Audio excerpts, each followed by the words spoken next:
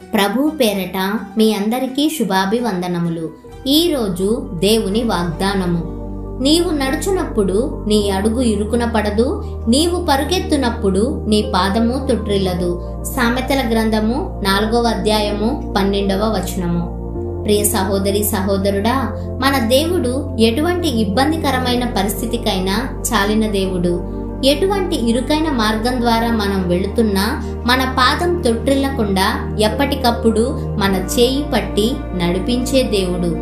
ఈరోజు నీకున్న బాధ్యతలు, నీకున్న ఇబ్బందులు నిన్ను ఆత్మీయ జీవితంలో ముందుకు వెళ్ళనీయకుండా నీకు అడ్డుబండలుగా ఉన్నాయేమో.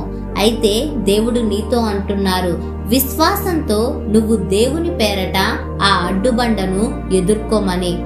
సర్వశక్తిమంతుడైన దేవుడు అంటున్నారు, నీవు కూర్చొని ఏడవడం అనవసరం, లేచి నిత్యము ముందుకు సాగిపో అని.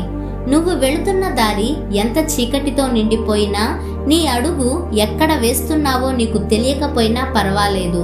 సందేహించకుండా దేవుని మీద విశ్వాసంతో నీ అడుగు ముందుకు వేసినప్పుడు నీ అడుగు ఇరుకున పడకుండా, నీ పాదం తొట్రిల్లకుండా ఆయన నిన్ను కాపాడతానంటున్నారు.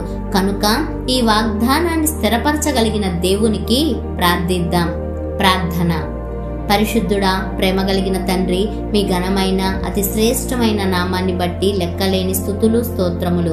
గడిచిన కాలమంతా మీ కృపలో కాపాడిన దేవా, మా చుట్టూ ఉన్న సమస్యల వల్ల నీపైన విశ్వాసం కోల్పోకుండా, మా అడుగు ఇరుకున పడకుండా కాపాడతన్నానన్న మీ వాగ్దానాన్ని బట్టి మీకు నిండు కృతజ్ఞతలు తెలియజేస్తున్నామయ్యా. జీవితంలో అయ్యా మీ మాటను బట్టి ముందుకు వెళ్లే శక్తిని మా అందరికీ దయచేయమని యేసు అను అతి శక్తి కలిగిన నామమున ప్రార్థిస్తున్నాము తండ్రి. ఆమేన్.